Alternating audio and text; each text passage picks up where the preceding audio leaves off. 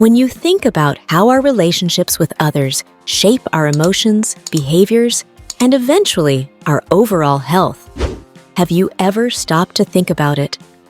Relationships are the foundation of human existence, a dynamic process that allows individuals to transmit their thoughts, feelings, and intentions. So creating understanding and connection is at the core of every successful relationship. Effective communication is the driving force behind every successful partnership. By delving into the field of psychology of relationships and communication, one can uncover the complex mechanisms that support human connections. Today we will take about psychology of relationships and communication. Attachment theory. Attachment theory, which was initially developed by John Bowlby and later developed further by Mary Ainsworth, offers fundamental insights into the process of relationship development and maintenance. The quality of an individual's early attachments with their caretakers is said to have an effect on the attachment types that they exhibit as adults, according to this hypothesis. Secure attachment is characterized by the development of trust, closeness, and the ability to communicate effectively, whereas insecure attachment can result in difficulties in building and maintaining relationships. When it comes to understanding the dynamics of relationships and communication patterns, having a good understanding of one's attachment style can bring significant insights. Social exchange theory. According to this theory, interactions are seen as transactions that are guided by the concepts of cost and reward. For the purpose of maximizing benefits and minimizing costs, individuals participate in interactions with the intention of evaluating the equilibrium between what they contribute and what they receive in return. Successful relationships are characterized by fair and equal exchanges, in which both sides have a sense of being appreciated and supported. On the other hand, imbalances in the trade might result in unhappiness and strain on the individual's relationship. Interdependence theory. This theory places an emphasis on the connectivity and mutual effect that exists between individuals who are involved in relationships. The theory proposes that the degree of interdependence between two people and the accomplishment of shared goals are two factors that determine the level of happiness in a relationship. Cooperative effort, reciprocal assistance, and clear and concise communication are all necessary components for the development of intimacy and the preservation of harmonious relationships. It is possible to cultivate empathy, collaboration, and mutual progress within relationships by recognizing the interdependence that exists between them. Communication in relationships. Verbal communication. When it comes to relationships, verbal communication is the major means by which thoughts, feelings, and intentions are conveyed to one another. The ability to articulate one's demands, take an active interest in listening to others, and respond with empathy are all essential components of clear and effective verbal communication. When it comes to promoting understanding and resolving problems in a healthy manner, communication skills such as assertiveness, clarity, and active listening are absolutely necessary. Nonverbal communication. Nonverbal communication includes body language, facial expressions, gestures, and tone of voice. It is frequently more effective than words alone in transmitting information. Individuals are able to discern emotions, recognize dishonesty, and create relationships with others when they are aware of nonverbal cues. As a result of the fact that it offers extra levels of meaning and emotional expression, nonverbal communication is an extremely important factor in the process of relationship intimacy enhancement. Communication styles. Different people have different communication styles. which can have an effect on the quality of interactions between themselves and other people. The difference between assertive and passive communication is that the former requires expressing oneself in a manner that is both courteous and confident, while the latter involves avoiding conflict and repressing one's requests. The act of asserting one's own needs at the expense of those of others is an example of aggressive communication. On the other hand, passive-aggressive communication comprises the indirect display of anger or desire for revenge. By gaining an understanding of one's own communication style and adjusting it to suit a variety of situations, one can improve their ability to communicate effectively and cultivate stronger connections. The dynamics of conflict and its resolution. Differences in wants, values, and viewpoints are the root cause of conflict, which is an inevitable component of our interpersonal relationships. The management of disputes can be approached in a variety of ways, and different conflict resolution strategies, such as accommodation, collaboration, compromise, avoidance, and competition, offer diverse approaches.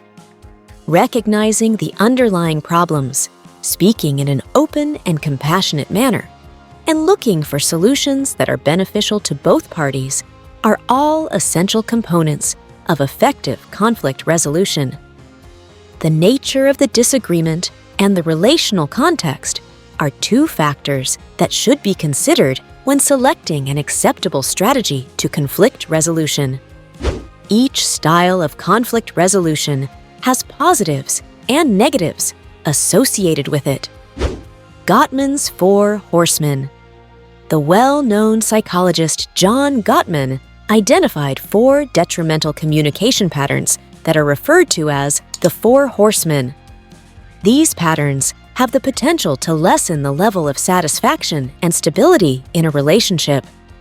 Criticism, scorn, defensiveness, and an unwillingness to compromise are all examples of these patterns.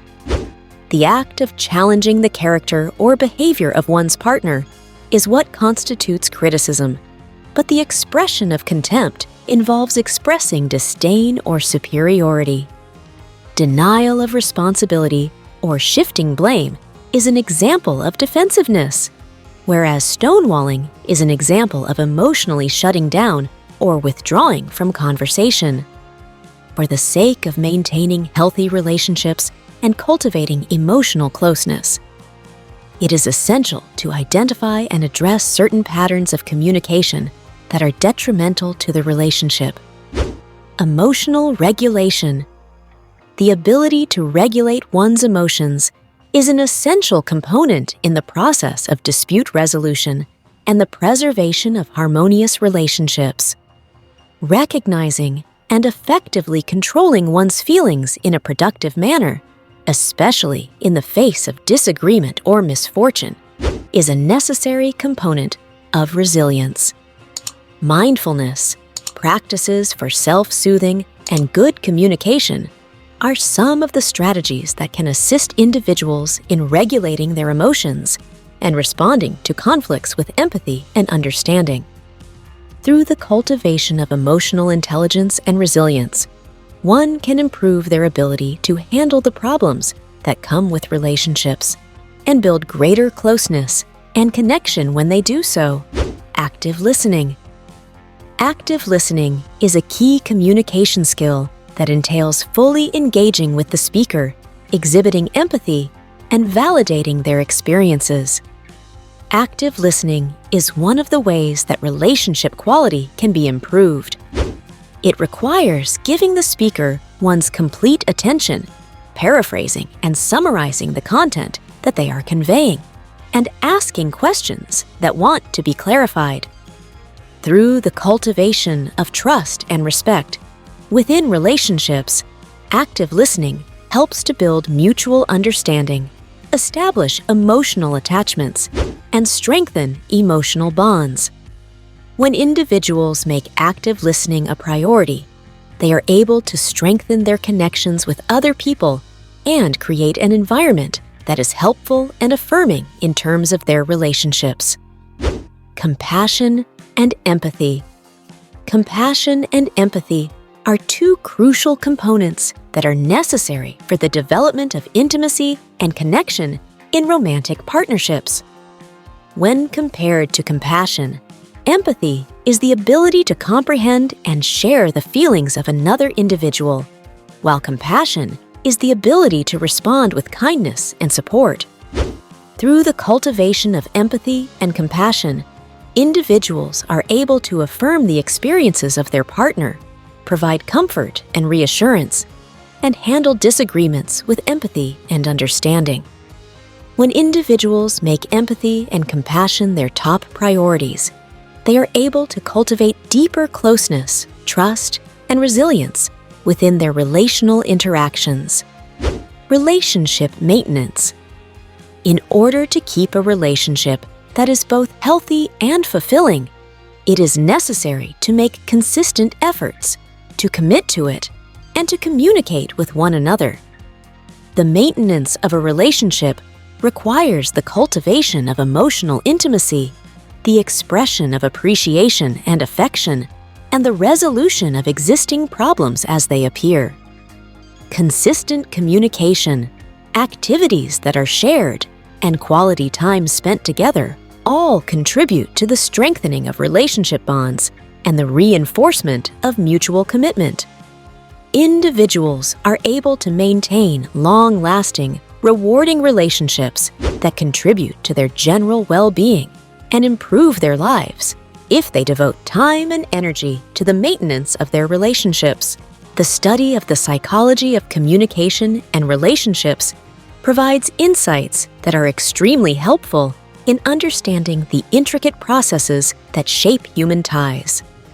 Individuals are able to create relationships that are healthier and more rewarding if they have a solid understanding of the fundamental ideas, communication principles, conflict resolution procedures, and approaches for improving the quality of relationships.